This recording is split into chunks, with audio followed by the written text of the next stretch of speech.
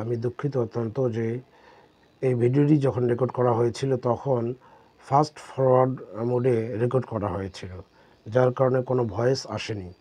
যেহেতু ক্লাসটা খুব ইম্পর্টেন্ট, তাই আমি ওভার ভয়েস অর্থাৎ পরবর্তীতে আমি রেকর্ড করে ভয়েস দিচ্ছি। আশা করি একটু আপনারা কাইন্ডলি এটা বোঝার চেষ্টা করবেন এবং ইনশাআল্লাহ আমি যেভাবে পড়ানোর চেষ্টা করছি সেটি দেখে আশা করি পড়তে পারবেন আপনারা।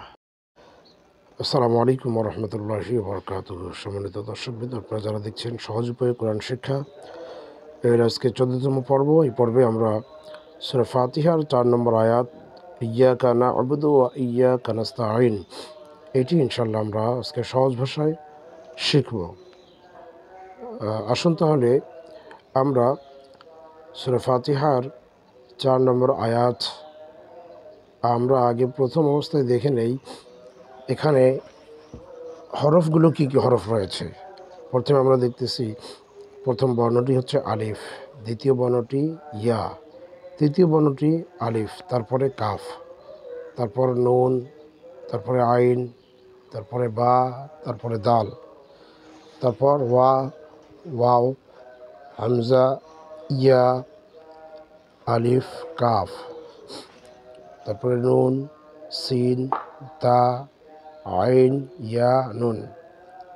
আমরা এখন দেখি এতে কোন কোন হরকতগুলো রয়েছে। হামজাতে রয়েছে জের, ইয়ায়ে তাসদিদ এবং জবর, কাফে জবর, নুনে জবর, আইন সাকিন, বায়ে পেশ, দালও পেশ। ওয়াওয়ে জবর, হামজায় জের, ইয়ায়ে তাসদিদ এবং জবর, কাফ এ জবর, নুনে জবর, সিন সাকিন, তায়ে জবর, আইনে জের, ইয়া সাকিন এবং নুন পেশ।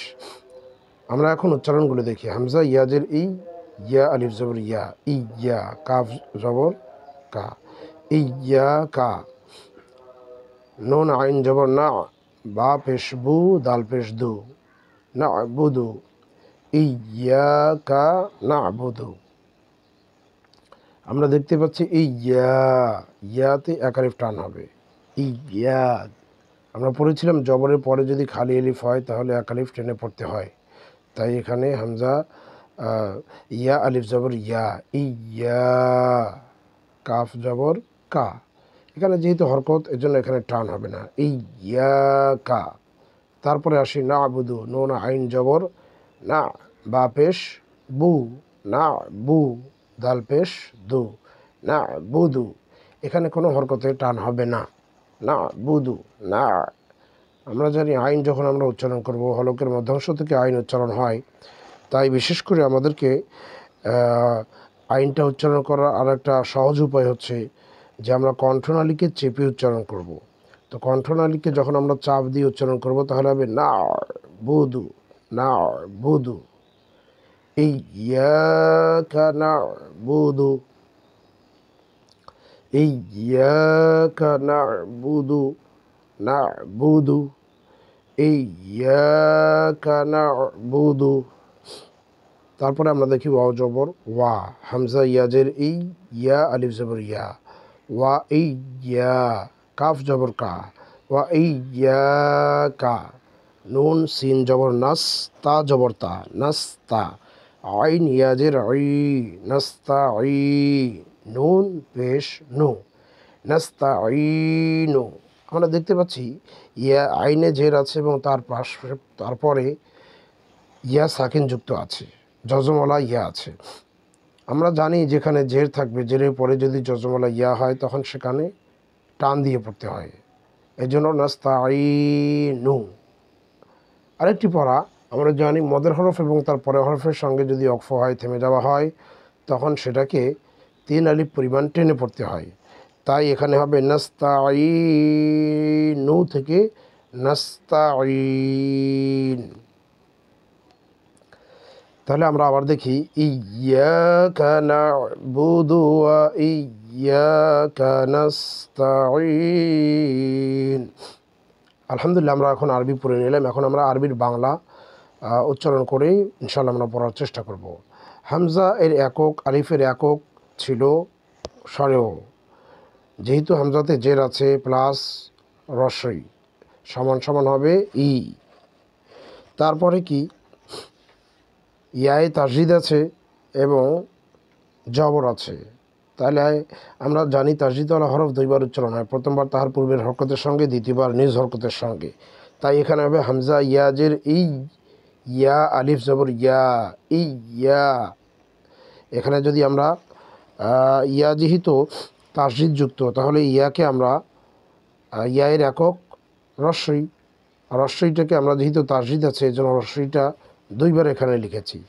তারপরে জবর আছে, প্লাস জবরের বাংলা আমরা আকার হিসেবে নিয়েছি ইয়া, কাফ জবর কা, ইয়া কা না আবুদু। এর প্রথমে আমরা নুন নিয়েছি, নুনের একক হচ্ছে ন, যোগ আকার সমান সমান নয় আকারে না। আইন সাকিন, এখানে আমরা আইনের হরফটাকে নিয়েছি, এককটাকে নিয়েছি অন্তঃস্থ ওয়া, প্লাস যেহেতু আইনের সাকিন রয়েছে এই জন্য এখানে আমরা হসন্ত দিয়ে দিয়েছি সমান সমান অন্তঃস্থ ওয়া। তারপরে বা এর একক হচ্ছে ব, পেশ সমান সমান উকার, তাহলে বা পেশ বু। একই অবস্থায় দালের একক হচ্ছে দ, পেশ এর উচ্চারণ হচ্ছে কি উকার, দ প্লাস উকার সমান সমান দু না বুদু। তারপরে ওয়া এর একক ও, যেহেতু জবর আছে প্লাস আকার সমান সমান ও অন্তঃস্থ আকার ওয়া। হামজা ইয়াজের ই, হামজা এর একক ই সমান সমান ইকার ই ওয়া ই। ইয়া যেহেতু তাসদিদ আছে ইয়া দুইবার হবে, ইয়া এর একক হচ্ছে রস্বই, রস্বই দুইবার আমরা লিখেছি। তারপরে ইয়া এর উপরে জবর আছে, জবরটাকে আমরা নিয়ে এসেছি আকারের মধ্যে ওয়া ইয়া। কাফ এর একক হচ্ছে ক সমান সমান আকার কা ওয়া ইয়া কা। তারপরে নুন, নুনের একক হচ্ছে ন সমান সমান ন প্লাস আকার, নুনে যেহেতু জবর না সমান সমান নয় আকারে না। সিন যেহেতু সাকিনযুক্ত, সিনের একক হচ্ছে স প্লাস হসন্ত সমান সমান দন্তের স নাস। তায়ের একক হচ্ছে ত প্লাস জবর, জবরের বাংলা হচ্ছে আমরা নিয়েছি আকার সমান সমান তা, ত আকারে তা নাস্তা।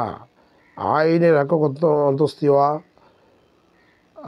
সমান সমান জের যেহেতু আছে আইনে তাহলে ইকার নিয়েছি অন্তঃস্থ ইকারে ই নাস্তা ই।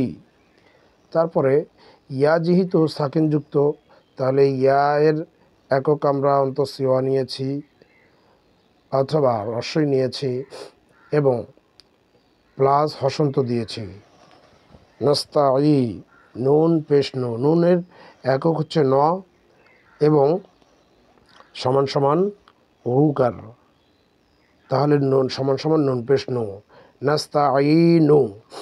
তাহলে সব মিলিয়ে হলো ইয়াকা না'বুদু ওয়া ইয়াকা নাস্তাঈন। তাহলে আমরা বাংলাও খুব সহজ ভাষায় আমরা লিখলাম ইয়াকা না'বুদু। এখানে না'বুদুর জায়গার অন্তঃস্থ ওয়াকে আমি আইনটাকে আমি অন্তঃস্থ ওয়া দিয়ে আইডেন্টিফাই করার চেষ্টা করেছি, কিন্তু উচ্চারণের ক্ষেত্রে যদি এখানে অন্তঃস্থ ওয়া নেওয়া হয় তাহলে ভুল হয়ে যায়, নাই বুদু হয়ে যায়। কিন্তু আরবিতে নাই বুদু হবে না, না বুদু। তাই এখানে না বুদু ওয়া ইয়াকা নাস্তাঈন।